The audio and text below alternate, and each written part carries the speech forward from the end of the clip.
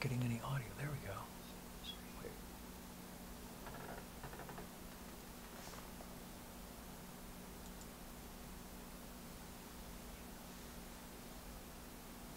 Oh, I don't know what happened here.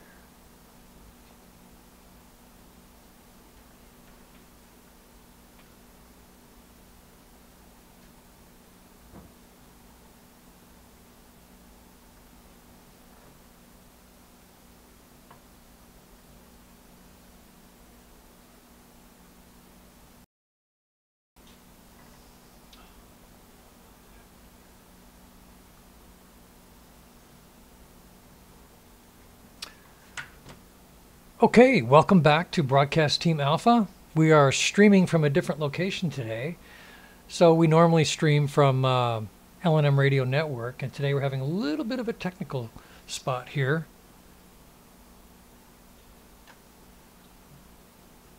Just want to make sure we're live and running.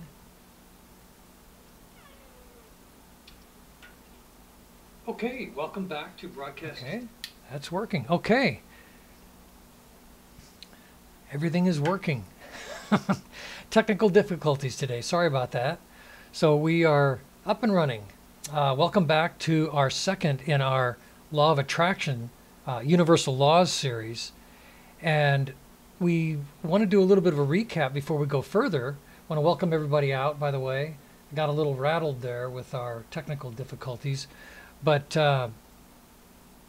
Nori, if you would, maybe give us a recap on where we've been. By the way, God, I'm all rattled.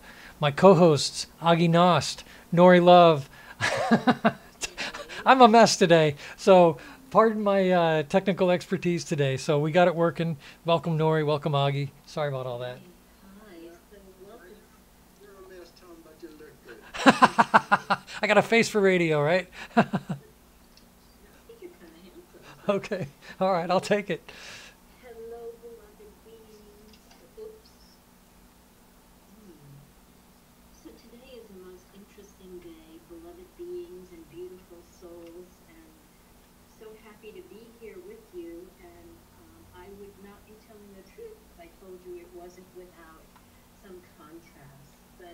And we're going to go into that because the law of attraction is what we're discussing. We are discussing the universal laws, specifically the law of attraction and the law of vibration. And some people think that, well, positive energy attracts positive energy, and to some degree that's true, but the reality is we don't always feel positive. And even though today is 11/11/11 and it's a gateway, a lot of people are experiencing some contrast, and that's some of the brick walls that we run into, and some of the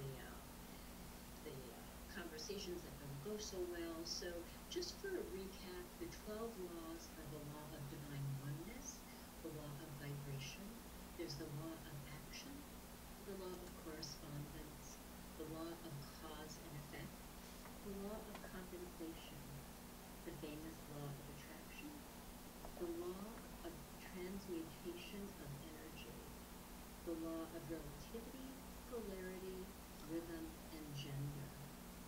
So continuing with last week's focus, we were talking about the premise that we have to go to in order to understand law of attraction, and that is that everything is energy. Everything is energy, and everything vibrates. Your thoughts, your body, your home, your belongings, and even relationships are vibrating energy. So how do we get what we want? Because when we think of the law of attraction, we think of maybe The Secret, or what do we want, and think about the kid who wanted the red bicycle, or the guy that wanted the car. So there are things that we want, but first we have to tell our brain what we want. And in order to do that, we have to get a feeling for what we want. So what is that thing that you want? What is it? Is it a thing? Is it a relationship? Is it a job? Is it freedom? What is it? Can you envision it? Kind of like daydreaming. So But when you get a feeling for it in your mind, this is your vision. And that vision is how we tell our brain and how we tell the universe what we're looking for. Now, if you take that vision and put it into words, that becomes your intention. Not just any words, but words that feel really, really, really, really good to you. Words that represent how it feels as if you already had it. So that means that you're not going to be talking about the absence of what you want. Because many times we say we want money, oh, but I've never had money. I want money, but oh, I've lost money. So even though we're saying to the universe we want money, we're actually, the last tagline that we're saying, whether it's emotionally or vibrationally, is that I've lost money. And the universe is very literal. Law of attraction is very literal. So when we put that energy out there, I've lost money, that's more of what we're going to create. So if you say you want money, you're broadcasting to the universe your desire. If you say, I want $1 million, and that doesn't feel real or receivable to you, so did you notice that? Real or receivable? Do you believe that you can receive that? If the $1,000 is too much and you get contracted because of it, then you have to scale your intention back to something that feels more realistic, realistic in the quantum realm, if you will. So what feels good to you? What intention can feel doable to you? If you say, I want $1 million, and in the back of your mind, you're like, oh yeah, that's never going to happen. Well, then that's not your number. So what would it be? Would it be an extra $100 a month, an extra $500, an extra $1,000 a month? Would you want $10,000 to come as a surprise to you? You get to create it, but it has to resonate inside of you honestly and harmoniously. So after you get the vision and after you make your intention, your only job is to feel good about it. It's your energy. When you are feeling good, that is your vibrational energy that is reaching out to match the intention and the vision that you launched. So if you imagine that the thing that you want is a certain vibration, when you are in the process of feeling good, you're getting closer and closer to matching that vibration. So just imagine that you're a child and you're really happy right now and you're playing like with connect the dots. Can you imagine? Okay, so imagine that thing that you want in your mind as connect the dots. So you know when you put the dots together, it's going to be the image of that thing that you want to manifest. Or you could pretend that you have stickers, but you're seeing the outline of the outline in the book, right, where you'll place the stickers. So the outline is empty. So just imagine that when you feel good, your pencil is connecting the dots. When you feel good, you're picking the sticker out of the box and placing it inside of the empty outline. So our job is to feel good, but the challenge is sometimes we don't feel good. So if you are having a bad mood, or if you just had an argument with someone, or if you've just had some contrast, if you just reach for the next better feeling, experience, or thought, excuse me, that's the same as if you're floating on air. It's the same in the vibrational world. So to be completely transparent, leading up to this show today was really, really challenging. And it culminated in me crying and saying, I know this contrast is offering me the opportunity to choose higher and to create more of what I want. But I was crying, so I was emotional. I said, but I wish it didn't feel so bad right now. And actually, I'm cleaning that up, right, for FCC rules. So what happens when we have contrast? Does that mean if you have to feel good, that's the only way you're going to get what you want? No. It means that even in the middle of contrast and crying, if I reach for the next thought that feels good. Now, it could have gone another way. I could have said, that's it, F this, I'm not doing this. And actually my co-hosts that I love, are like, we don't have to do the show. I'm like, no, we're going to do the show. Because I chose to reach for a better feeling thought. And that thought is, doing this show is what I love. Talking about law of attraction is what I love. So instead of going into the story and the pain and the tears of how bad all of that was feeling, I said, give me a minute and give me some water and I'm going to be okay. And here we are. So guys, want to jump in with me and talk about what happens in life when we meet with situations that are less than optimal, but we still want to stay on track for creating our dreams come true? Well, thank you for being so honest, Nori. I mean, we know this, and I've gotten challenges, and I think you used the word contrast. I've also heard another word for this, and correct me if I'm wrong, but it's also catalyst. Absolutely. And right. Catalyst is, you'll hear in a lot of these kinds of teachings, is the thing that makes us, it's kind of like the pressure that forces us to look at ourselves and says, oh, you thought you knew something. Guess what? We got a little surprise for you today. Just about the time you thought you were done with one boot camp lesson, we got something special for you today. And I think the universe does this to keep us sharpened and on track with our personal growth. The question right. is, how do we meet the challenge or the catalyst right. or the contrast? Right. I think that's the battle. So, and I think today actually, not trying to get a gold star, but I think we came to kind of a consensus of support. And that's what I think is important, to be around people that can support you even when you're having a shitty day. Excuse my French. So, Exactly. And contrast does catalyze us, because if we talk about the law of transmutation of energy, because in the middle of my tears, I told you guys, no, I'm going to transmute this energy. So if we talk about transmuting the energy, I decided to take that emotion and I was going to reshape it and I was going to refocus it into something that I love. So that's a practice. It's not something that happens overnight, because 10 years ago, I'd still be, in my bed crying, instead of here doing what I love. So it's a practice, and having people that love and support you is great. And, in the class that I teach, the Body, Mind, Spirit, and Soul Fusion Body, the Self-Mastery class, one of the main things that I tell people is to call for backup.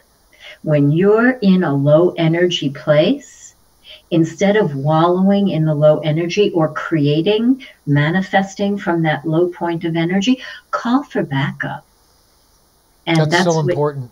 Yeah, that's what you guys provided for me today. But so the contrast feels terrible, but I was having a ride right before the contrast in this new level of achievement that I had been in, right? And I was liking it. It was a new level of achievement that I worked to get to, and I was actualized and I was enjoying it. And then boom, this boulder just like fell on me. But I know that boulder is the catalyst, right, Tom? It's the spark that says, hey, you're here, but look where else you can go. Where do you want to go?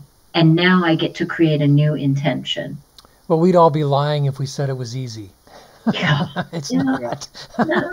Definitely. No, yeah. It's a practice. We can see also that, challenges, they are just opportunities that we haven't figured out how to take advantage of yet. That's so good. What we also know is that emotion is the carrier of thought. So we got to be careful with the negative emotions that we allow to dwell in our mind. They will show up and they will be there and they will stay there, but we can try to control them a little bit We can let them fester so long and until we understand the challenge. And then we can put the challenge and the negative emotions apart and bury ourselves in the problem-solving process and how to expand the mind to encompass the rest of the universe in our future. So, there's a good saying out there too, and that is that I'm good on sayings. God will give us the nut, but he will not crack it. Mm. We're going to do our part. And you are definitely doing your part, because you remember right before the show, because of what's going on with the technical difficulties and everything that we had to get on the air, we were talking about actually canceling the show here. And you said, no, we're going to do it. Yeah. Yeah. Because even you guys could hear, the discomfort I was in, the pain that I was in, the frustration that I was in. I know that there was something better for me to choose rather than to choose to go into that pain.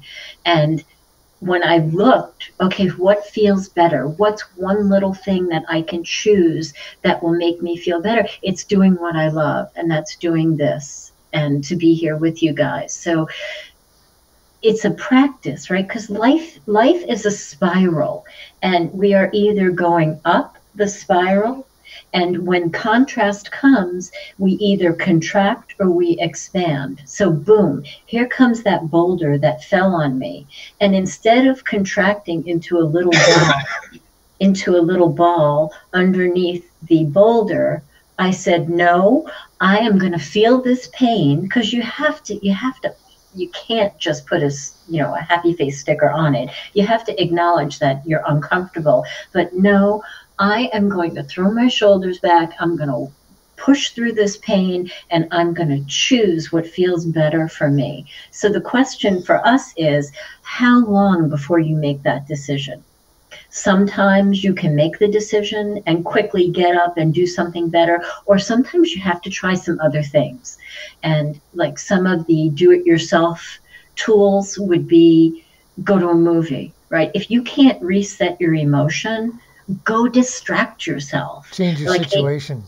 Right? Abraham Hicks says, pet your cat. Petting your cat is one of the best things to change your vibration.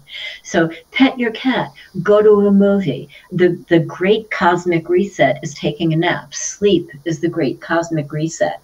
And, if it's just a little bit of contrast or moderate contrast, you can go, okay, what's good about this? Like Augie said, what's good about this that I'm not seeing yet? And then recognize that it's not comfortable, but you know that there's something good that you're going to choose because this is catalyzing you. Mm-hmm. My favorite phrase is, I've kind of trained myself, and I'm not always the best at it, but I do try to say there's always an upside. Trying to find the upside, even in a really crappy situation. What is the upside? Is there an upside? There has to be an upside. I'm always looking for that now, and it didn't come overnight. And I have to say that I'm actually kind of proud of myself that in a majority of situations, and I don't want to jinx myself now and have the universe come back and say, hey, we got a new one for you, Tom. But I do try to find, they're up there watching, whoever they are. Hey, listen, did you hear what he just said? Let's throw a doozy this for him now. But you do try to retrain your thinking to where you try to make habits out of some of these thoughts that actually rescue you. So what kind of a thought can you hold to that can actually rescue you in a shitty situation, in a really, like you said, changing your situation is always good. I think you're right. Sometimes sleep is the great escape. And if we can just get some rest, regroup, and can take a breath, I think that's really important. So to try to find an upside is, to me, is something I've tried to train myself to do, even when it has been very bad. So, and I've had some bad situations that have happened to me in my life. Let's just say I'm not exempt than anybody else. So. But that's such a good tool. That's such a good tool. And there may have been a time where you said, okay, there's an upside to this, but and then bam, went off and got angry and did all the things that you used to do. That's No, okay. I got angry, and then I realized that I needed to find an upside. Okay, Right. that's how it starts. You look in the mirror and you go, okay, wait. You're trying to do the work, as they say. You're trying to look in the mirror. You're trying to say, okay, what are these areas of self-improvement I need to make? And you try to find that upside. And I think that I've kind of made a pet phrase out of it, because I'm at the grocery store. People say, how are you doing?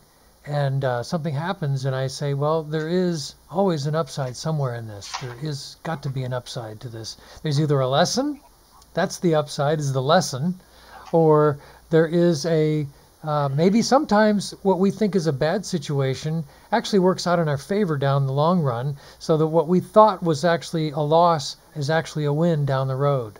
So sometimes there is an upside, and we just have to kind of start to recognize the upsides. Right. So that's trusting in the moment, right? So even if you're angry, even if your face is red and your fists are balled up and tears are streaming down your face, it's trusting in the moment and trusting in the universal laws that you have the opportunity to create your situation and to create your life the way that you want to. So like what you were saying, Tom, about there's an upside even though you are angry. So one of the tools that you can use is which thought feels better. So you're in the middle of emotion and you're feeling, horrible and you're crying, and then you go, wait a minute, there could be an upside to this. Just having that thought, wait a minute, there could be an upside to this. Now compare those two thoughts. Which thought feels better? But also, I will say this too, that sometimes the upside isn't evident. And so in that moment, I think part of it comes recognizing, oh, I kind of challenged the universe on that one point, and now they're testing me. So that's kind of an upside, I guess, that I'm being tested, that whoever the infinite intelligence is, spirit guides, whoever it is that's kind of directing my soul journey, or is a part of it, let's put it that way, may have said, we got something for you here, Tom.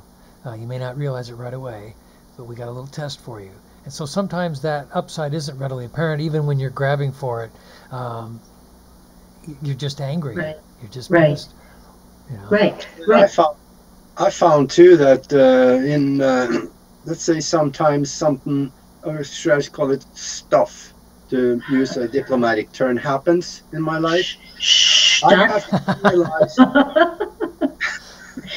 Well, I thought it was funny. Realize that I have to quit thinking realistic, because no super successful person is ever realistic. And when it comes to spiritual principles, the physical laws of physics does not count. Because look at the word realistic. It comes from the word realize. Split up the word. Real lies. I don't want to go there. Exactly. So see, when we have to think in a higher consciousness thinking, that is not necessarily realistic thinking. We have to keep our thoughts above the average of the physical existence, and that sometimes is very difficult. And when stuff happens, we feel like we're buried in it. Yeah, that's so true. We have to separate ourselves from that, and you're doing that exactly right now, and you, Tom, has been explaining it very eloquently here. So, gosh, I take back seat to you guys. This is excellent. And here's the thing, because when I'm listening to you, Augie, I'm thinking, oh my God, I've got to, in the middle of a meltdown, I've got to raise my vibration and I've got to raise my thoughts above reality. That sounds so cosmic, and it sounds like a big long equation, on the blackboard, but you can have fun with it.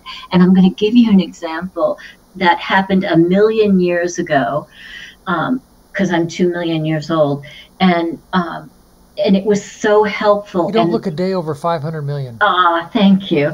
And it's going to show you how you can have fun with not being realistic. So one of my things, which was constantly, right? So life is a spiral. Well, constantly in my spiral was this repeating situation that would come up with different people, different relationships, but it was a relationship thing, and it would constantly come up. And I had a relationship thing that was pretty dramatic because I would choose men that were kind of abusive. And I was having a meltdown and I didn't really know how to pull myself out of it. I'd been studying law of attraction, but I didn't know how to pull myself out of it. So I called for backup, and this friend wrote me an email, and she said, you know, you can create anything that you want. You can get in a blue convertible right now, a blue 1957 convertible with the sun down, and you can drive Route 66 to Texas. And once you get to Texas, you can have a tight pink uniform and big hair and flirt with really handsome cowboys. And she went on with this story, and by the time I finished reading the story, I realized my vibration had lifted. So this is a perfect example of what Augie's saying.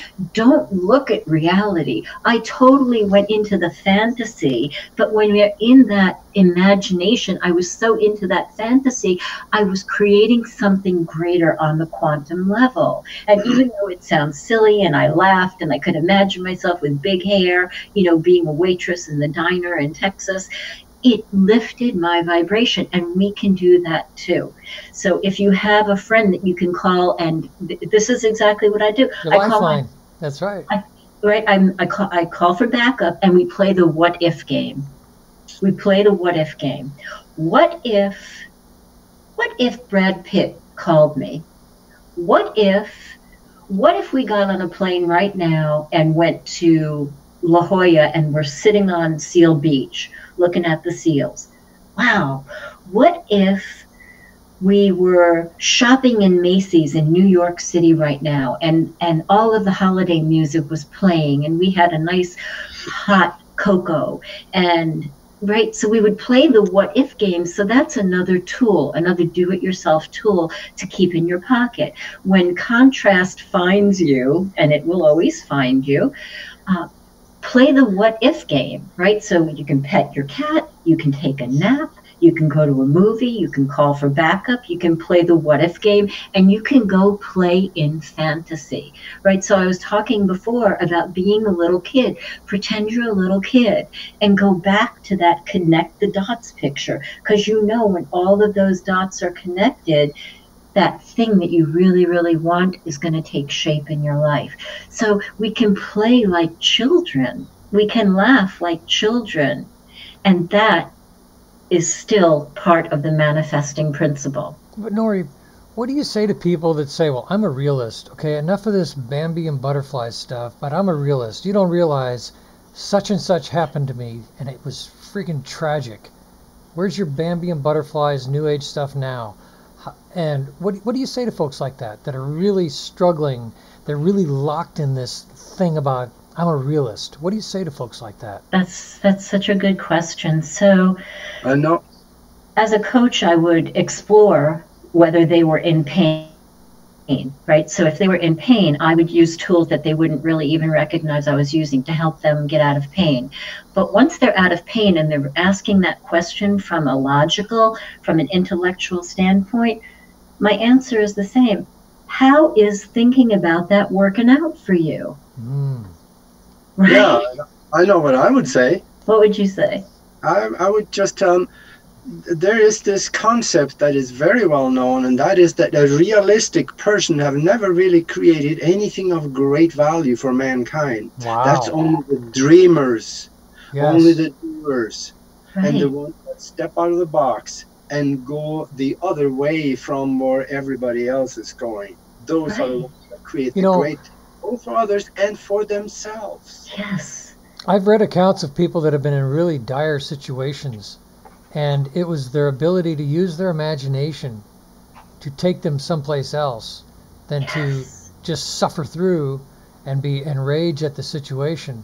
And so I'm, it sounds easy, but I admire those people that have gone before us, that have undergone just incredibly awful situations, including death of everybody around them, wartime situations, and their ability to use their minds to get through that moment is it's important. We really do need to kind of go back to that place.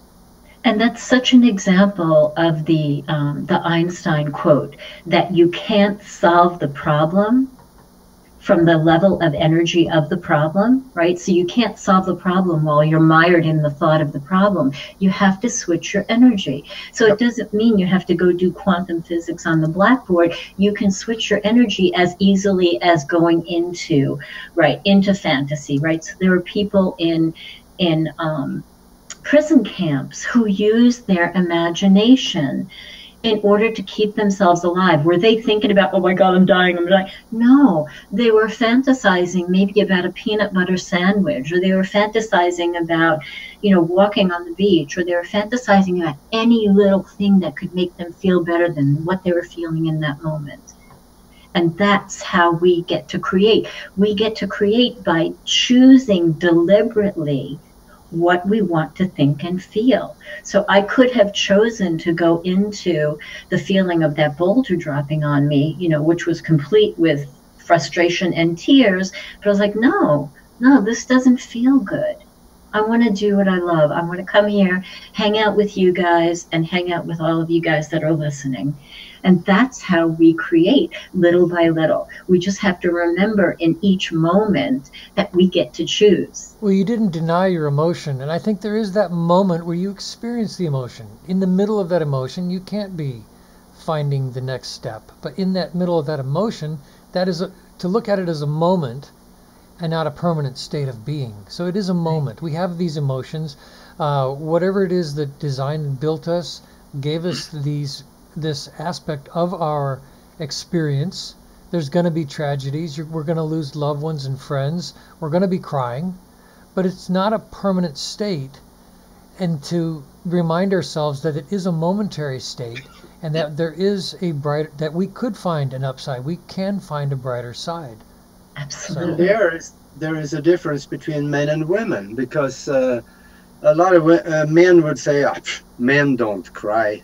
Well, yeah, real men do cry. You got to remember that, because they also are human behind the man. Right. And emotion is energy in motion. So if you imagine life as a spiral, right, we're traveling up the spiral. And this is why sometimes we feel like we're going through Groundhog Day, because like I told you before about the relationship thing that kept repeating. It kept repeating until I raised my vibration around it. And now I don't have experiences like that anymore.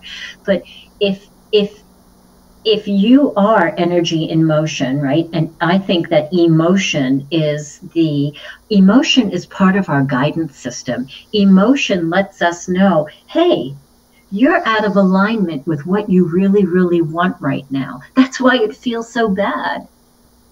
So we are dual-minded. There is the limbic system. There's the emotional side, and then there's our logical side. And so I've been involved in a situation about 20 years ago. I was just madly in love with this woman, and it threw me off balance. I could even see it at the time. Knew I was off balance.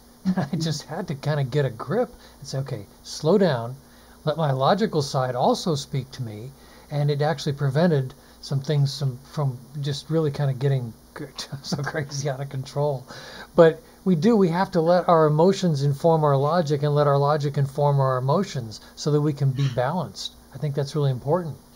And that's such a good point. And that means thinking about it when you're not in the heat of the moment. That means choosing to create your life on purpose and really thinking about it, not just going, oh yeah, I want this, but really thinking about it. Because I know, Tom, you think that the universe challenges you, but my belief is that these situations, I'm actually calling them to myself. The contrast, I called it to myself because I want to create the next thing. And the beautiful part of that is that, like I said before, I had been coasting on a certain level and enjoying it before the boulder fell on me. And So maybe it's the same thing, though. So let me ask you.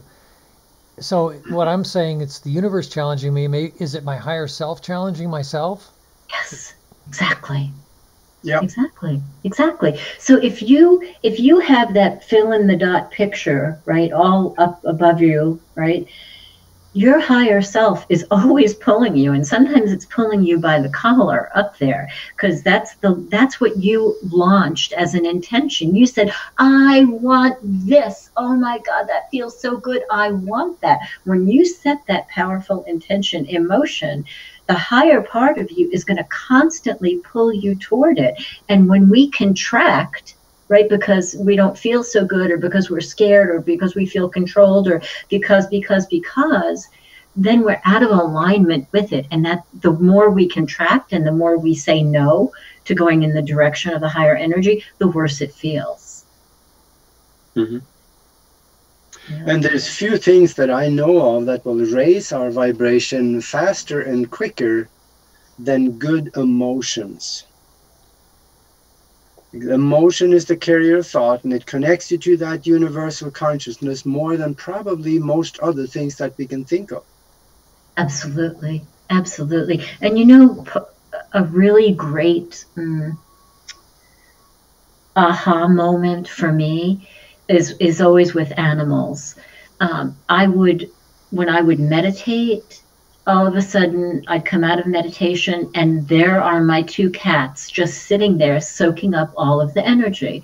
When I do Reiki, all of a sudden my dogs are sitting there. So when I'm flowing good emotion and good energy, that ripples out, not just to me, but to my surroundings. So I agree. Emotion is so important. So how do you feel that emotion? I mean, if you put me, and I don't participate in mainstream religion right now, but there was a time, and even if you put me there today, if you put me in this one particular church that has this one amazing band and this one amazing pastor, I am going to feel emotion that is so transcendent for me. So what in your life brings you that moment? Is it a sunset? Is it looking at pictures of somebody that you love? Is it music? What emotion can you evoke in yourself in order to raise your vibration? I was just going to say music. Yeah. And we all have, it doesn't matter whether it's classical, jazz, pop, or whatever. It doesn't, even hip hop, I guess, maybe. But we all have music that can take us to a happy place instantaneously. Another thing that works well is food. So we got to watch how much happy food we eat. But music is the universal language-free thing that can touch all of us and bring us up. So I definitely concur with music bringing you to a happier place. And while we have it just a second, I want to do a shout out to a couple of folks we see in the chat room. We've got Gary. Gary, hello. We saw you earlier on my channel. There's Gary from Palladium Labs. Nancy's there. Hello, Nancy. So just want to give those folks a shout out. Thank you for stopping by. And, okay, so I'm so happy you guys are here with us. So, Tom, the music is frequency. The food is frequency. The feeling that we feel is frequency. At every given moment in time, our energy that we're emitting is our point of attraction. So when I have a meltdown like I had right before the show, and you guys know me, I don't have them that often. It was big, and I was like, wait a minute, I've been practicing all of these years. If I create, and I said that, I told you guys, I don't want to make any decisions because I don't want to create from this point of attraction because my energy was so low. So I was like, wait a minute, this is my point of attraction. What do I want to do? You did what you love, and your vibration is no longer low. I know. Yay. Yeah. Yay. So sometimes a teacher gets challenged. We become students real quick. Oh, yeah. I never. You know what? I don't even hold myself in the position of teacher. I mean, I think that we're all just walking each other home. Some people have a flashlight. Some people have a laser. Some people have a lantern. Some people have a candle. We're all just walking each other home. But everything that we're talking about today is actually the law of transmutation, the law of transmutation of energy in conjunction with the law of attraction. So here comes this big contrast, right? This big ball of this big snowball of negative energy rolls up 3 flights of stairs, right? Bursts open my door and bam, knocks me down. So for a minute, I'm like, okay, I'm knocked down. I'm crying. Do I want to think about how I feel, that I feel like this is outside of me and I think that this is somebody else and I think that somebody's trying to impose their... No. All it is a big ball of energy that just knocked me down. Now, what am I going to do? I'm going to stand up and I'm going to take that energy, I'm going to wrap my arms around it, and I'm going to push it in, and I'm going to shape it, and I'm going to mold it, and I'm going to transmute it into being here doing what I love to do. Was it hard? Yeah. Could I have chosen to go into the pain or just still be laying under that big ball of negative energy? Yeah. But you know what? I've done that enough times to know that I don't want to do it anymore. Yeah. And when we do that and we transmute the energy, we go up to the next level of creation. And the beautiful thing is we never fall back. Like, so where I was creating from yesterday, even though I don't feel like 100% fabulous yet, I know I'm creating from a higher level because of what just happened. Mm-hmm. And that is my point of attraction. Is the way that I feel right now the way that I am when I'm dancing and I'm in bliss? No. But is my energy, because I transmuted it to a higher level, signaling to the universe my clear intention that, you know, that thing that I said that I want, I am in alignment with it, despite energy knocking me down, despite what felt really bad, despite what knocked me to my knees and made me cry. I am choosing to move back into alignment with what I want and what I love and what I desire. You know, what's funny is we learn this stuff. We've spent time on it. We've spent years learning this stuff. And there's something inherent in human nature that when something comes against us, what is this reflex we do where we just, the sky is falling? Okay. It's the contraction. That's the contraction. You know, the sky is falling. And then we stop. Okay, you had your like a little meltdown. And then we stop and we look, okay, wait a minute now. Now everybody just slow down here a second. There may be something here that, I have some outs.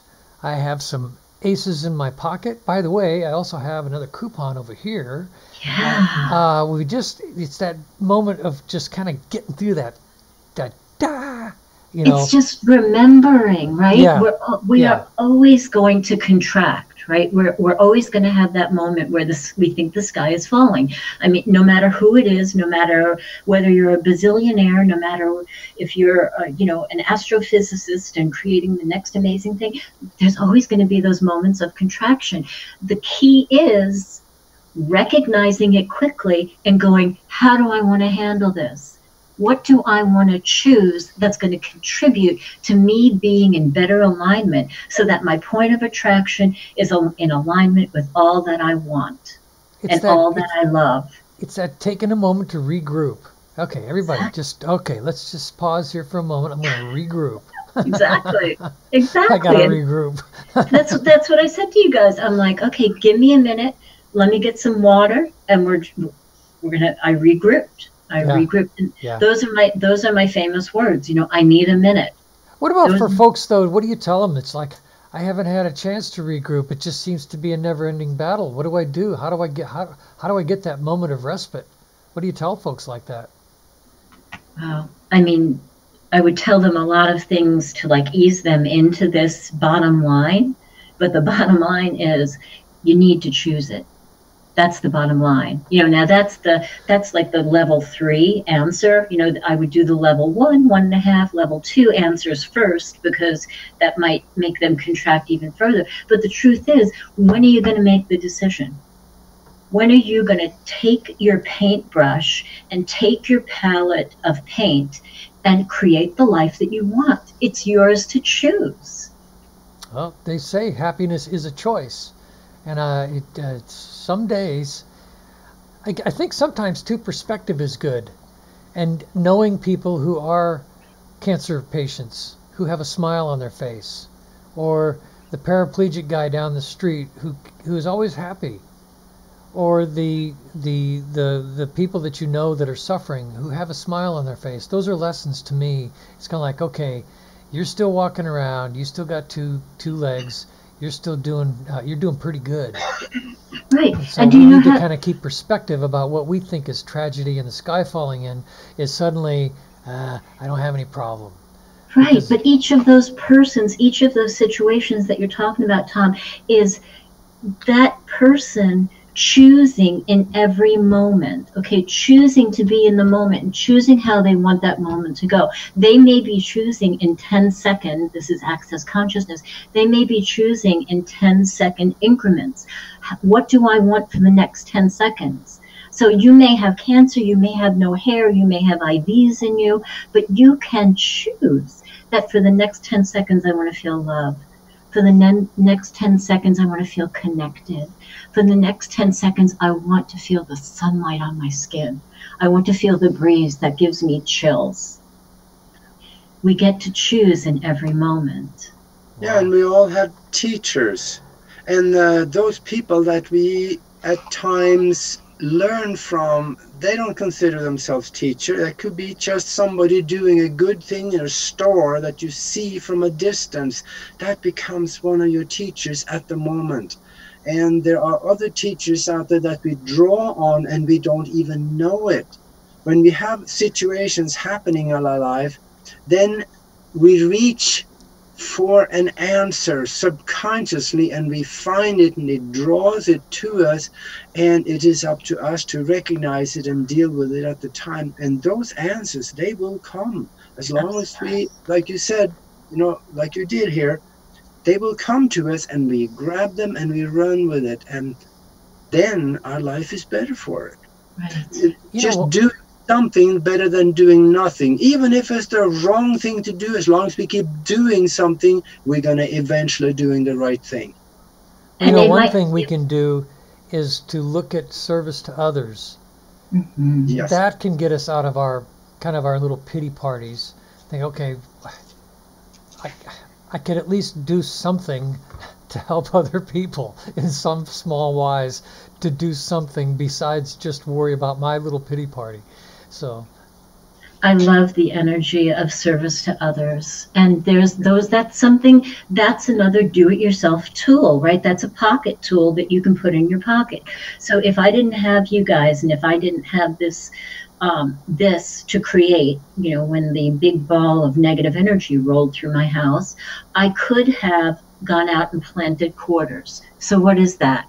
Planting quarters is going to the grocery store or going to the mall with a pocket full of quarters, and I look for strategic places to plant a quarter. that's Like, awesome.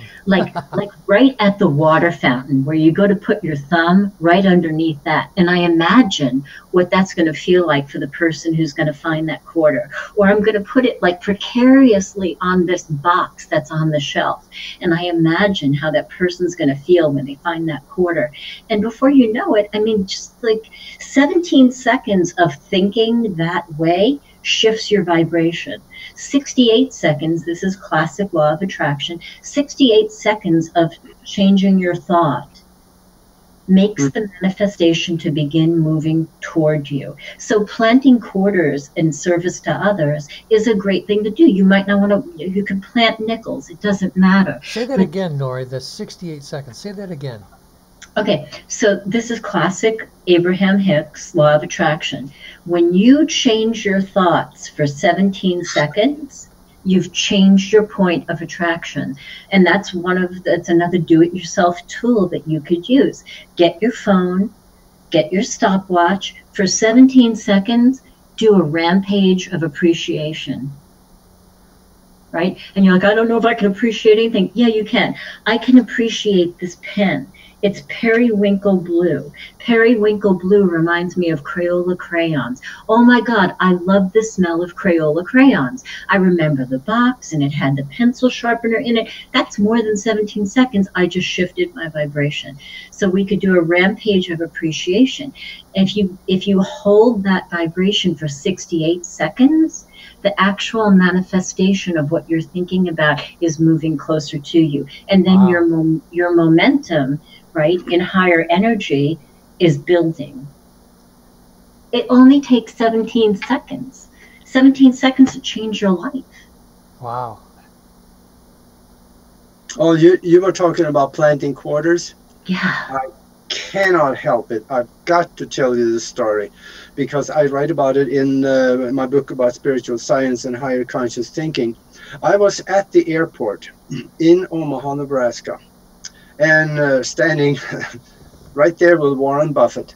And one of the habits that he had was that he walked up to the payphone and stuck his finger in the coin slot. And this one time, he did it all the time. And he stuck his finger in, found the quarter, and he flipped it up in the air, and he caught it on the way down, and he looked at me and says, "Yep, it's going to be a good day." I love it. And he wasn't looking for the quarter, he was looking for the energy that came with it. Exactly. Augie, what if that was one of the quarters I planted? Oh my God. I love that. I love that. Maybe that's where I met you before. Maybe. I feel like I met you in an airport, but when I'm with my manifesting friends, I call them my Yaya sisters, we do things like that. We don't only plant quarters, we leave like outrageous tips for people. And this is one of my favorite stories. My friend, she's a billionaire, although you wouldn't, she doesn't flaunt it. And we're in traffic. I think we're in Philadelphia. We're in traffic on a major interstate. And here's this young woman. And she looks a little disheveled.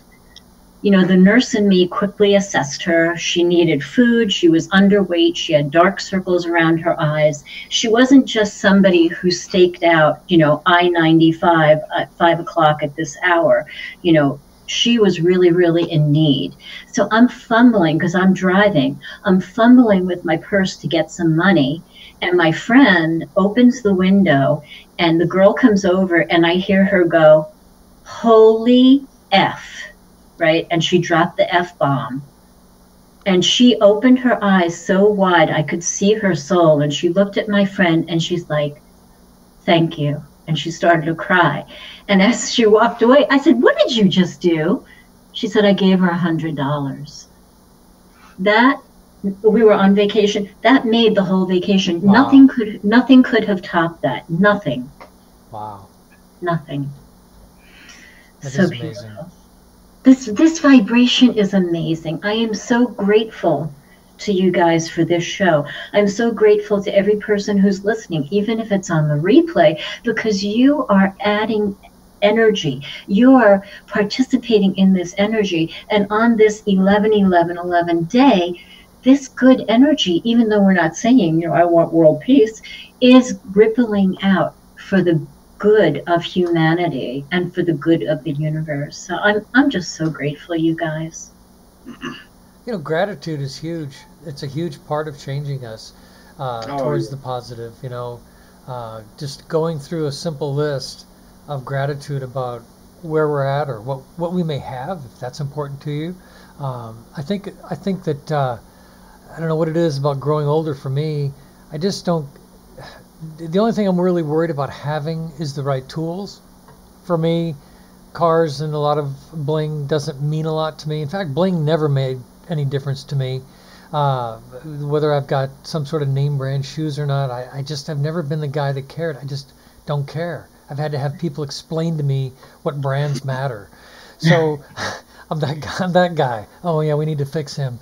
But I think I think it was Norman Vincent Peale that says, when I wear a hole in the bottom of my shoes, it says that's when I get my feet back on the ground. There you go.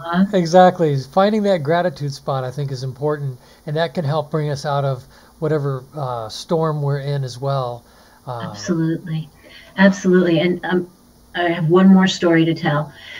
So this is about distracting yourself. So when that big ball, right, that big snowball of negative energy rolls into your house and is about to flatten you, you can say, no, hold it, and freeze frame, and then you can go and do something else. So I had a friend who was a very big deal newscaster, and she had the prime time slot, you know, the 5 o'clock hour, and something happened in her career where there was some controversy about her. Whether it was true or not, I don't know, but it ended up rolling downhill in the station, and the station manager put her on an off hour until everything got sorted out. So she went to talk to her friend who was a judge and who obviously was versed in law of attraction, and the judge said to her, go golfing. And she said, are you kidding me? I don't golf. I don't know how to golf. And the judge said, go golfing. So he ordered her, right, air quotes, to immerse herself in something that she didn't know. He sent her outside into a beautiful setting where the birds were singing, where there was sun. She was athletic, so it worked out. So she ended up going golfing. And in the meantime, she realized she was really good at it. And as time went by and she was golfing, she suddenly realized that she was semi-pro. By the time this happened, the station manager called her back in and said, okay, everything's done. You're back on your 5 o'clock slot. So that, when I work with my clients, I use go golfing as a pocket tool. So there was an upside. Absolutely. But the key was she wasn't thinking about it. Right. That's what I was saying earlier, was a lot of times we don't see it immediately. Right. Right. So if you get out of your own way and get out of that low vibration and go explore anything that raises your vibration, by the time you come back, it's all going to be sorted out. So that's the go golfing tool. Couldn't say it any better. I think these are the tools we need, and also recognize that, you know, here we are talking about it. We're just as human as anybody else, and we've had to take ourselves to the woodshed with a lot of these principles just to survive. So it's good to know that you're human, you've struggled with this, and you're coming through, you're able to find your way through. And I think if we just kind of give ourselves a break sometimes, that makes a huge difference, rather than trying to compare ourselves to, you know, some great spiritual leader that we want to be or who we admire. We just need to kind of worry about our own self and not beat ourselves up too hard. Right. Yeah, and we got to remember too that a lot of times we feel like maybe money would, you know, solve the problem, and if there were more of it, then, you know, we could do more and we'd be happier. Well, yeah, but millionaires, and in fact billionaires, they are having divorces and they're having problems. Christ, they do suicide once in a while. So yes, money's really got nothing to do with happiness. It'll help us. It's a tool to help us do different things, but then we should at least funnel what we do in a direction that makes us more happy. Absolutely. Absolutely. And money can make you happy, just like anything else can make you happy, depending upon the point from which you create it. So if you're trying to create money, and you might be successful at doing it, if you're creating it from a place of desperation, if you're creating it from a place of anger, if you're creating it from a place of angst, well, even if you get that money, it's not going to bring you what you thought it was going to. But when you create money, or you create anything from a place of relaxing into it, from a place of minute by minute choosing to feel a little bit better no matter what else shows up, from a place of love, from a place of gratitude, from a place of compassion and giving, then you are that much closer into connecting all your dots. Well, you know, today you were talking about practical. I'm sorry, Augie. Did you want to say something? Yeah, that's why manifestations, if you think about, I need money, that doesn't work very well. We need to concentrate on what the money can do, and for other people to enjoy it and have a colorful images and emotion and gratitude about the thing or the situation that we want instead of just the money part of it. You know, we talked about something earlier, which I'm going to go very general, that we're all familiar with. A situation came up, and the one thing that came up was that somebody acted from a place of desperation, and then something down the road, it didn't reap the kind of results they wanted from it. Mm-hmm. And I think that maybe you could expound on that a little bit, this point of desperation that you just mentioned. Absolutely. So let's say that you have created the most amazing thing. Like, I mean, really, really the most amazing thing. But all of a sudden, you have this this impetus, right? This pressure that you're putting on yourself in order to get it out. Right, in order to manufacture it, in order to broadcast it, in order to sell it, in order to air it, whatever it is, right? So you have this creation, but you're not in the same energy from which you created that. Now you're in an energy of desperation. You might be like all tangled up in your ego. You might be tangled up in comparisons. So whatever that desperation is, when you put this pristine creation out there, even though it's like amazing, it's probably the answer for a lot of people, you're not going to get the response that you wanted from it, because you put it out there from an energy of desperation. Instead, it would be better to, hang on to it, to center yourself, to wait, to sit back and wait until you wake up that morning and go, oh my God, today is so the day. I want to put this out there. That's when you're going to have 4 million hits on YouTube. That's when, everybody's going to be filling their shopping carts on your website. The energy. That's true. I think that this is something that I have learned, and that is that we do get in this place where we want to we want to line them up and knock them down. And one thing I have learned, and I know that this is something that I got beat up, or I beat myself up to make happen. I don't know how else you want to describe it, but I think there's a comfort you can get to if you can just understand that it's kind of a all things in good time kind of a moment. If you can understand that timing is sometimes not something we understand immediately or can make happen, but if we get into more of a flow, kind of a relaxed flow, I think is what you're talking about, right, of allowing things to kind of come together and trusting, quote, trusting the process, as they say.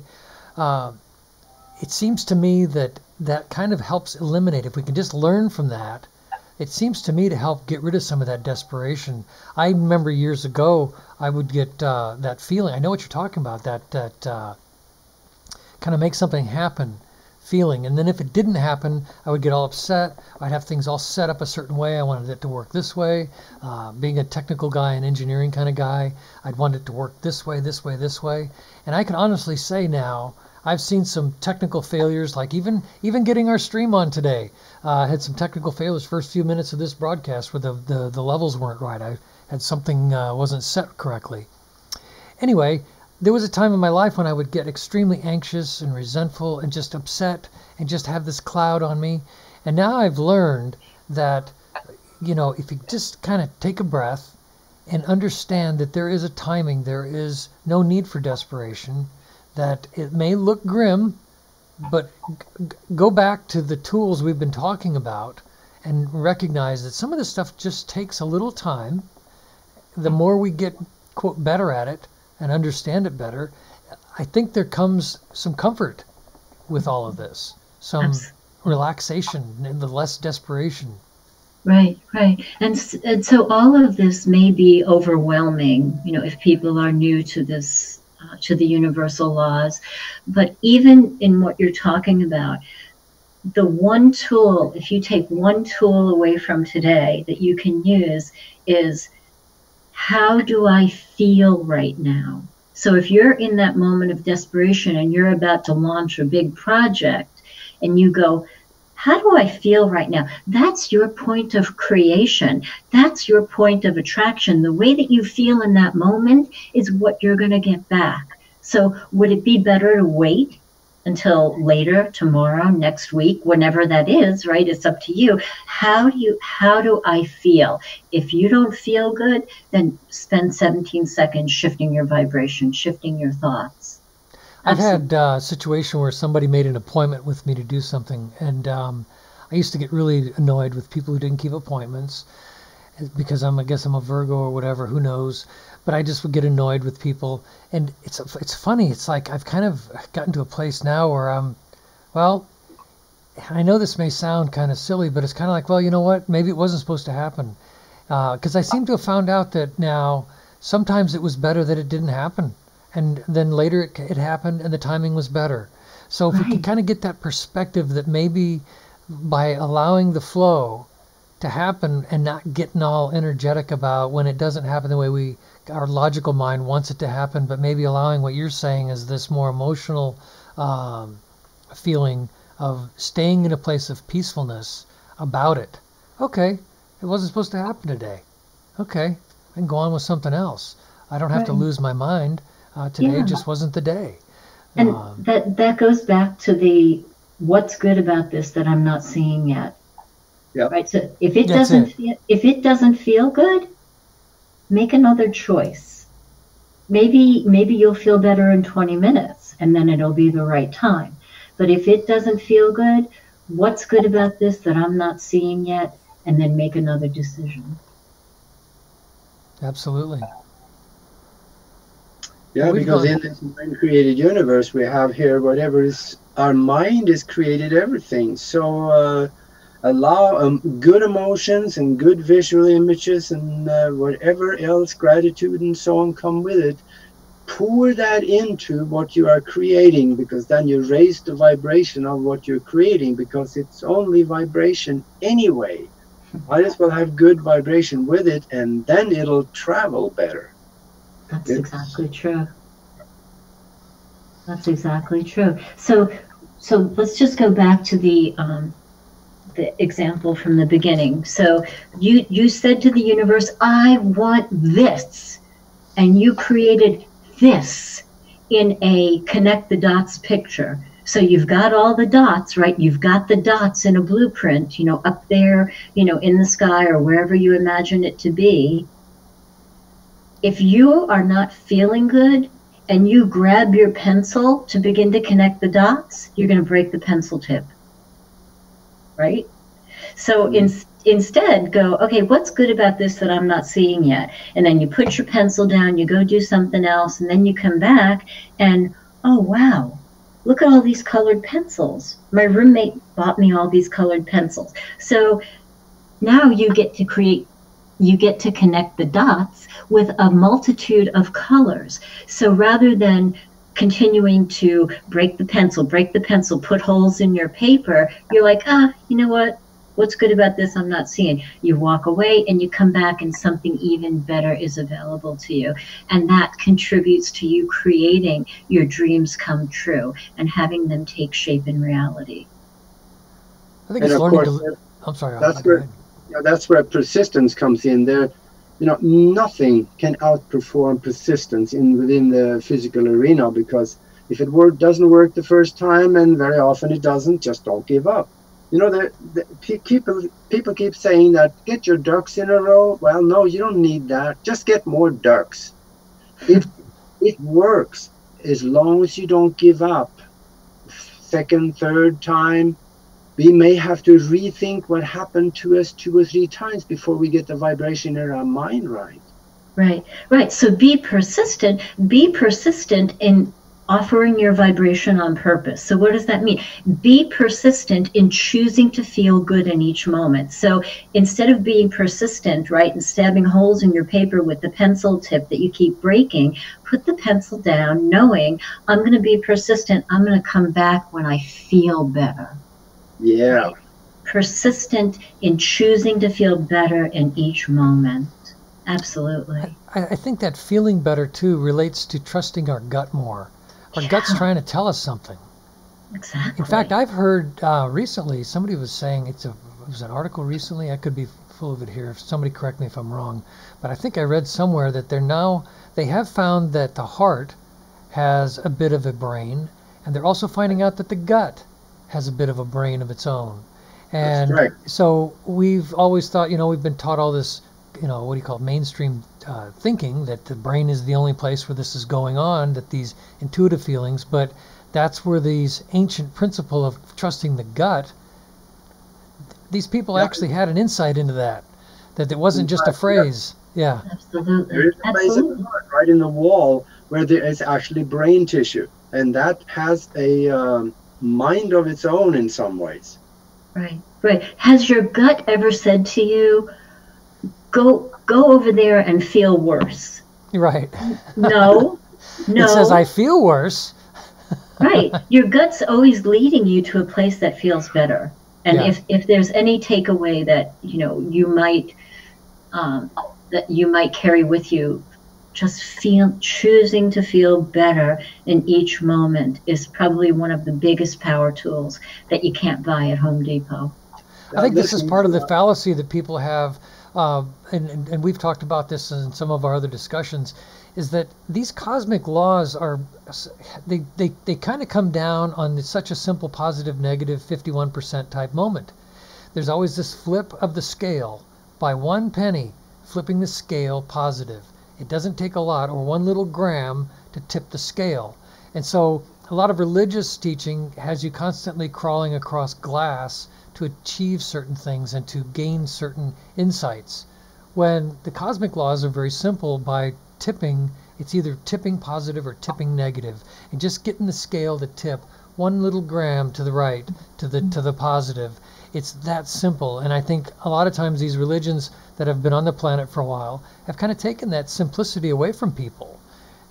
Mm-hmm. And I think we should listen to that gut talking to us. That's the little voice in the back of our mind that is telling us to do something, and that's the universal consciousness speaking to us. And we should Exactly. listen. And a lot of times when I have not listened to it, it goes bad. Yeah. Yeah. Listening to your gut is always good. Yeah. I'm glad I listened to my gut, and we came together for this great collaboration, of higher energy. So I'm glad great. we did. Absolutely. I think this has been a great talk today.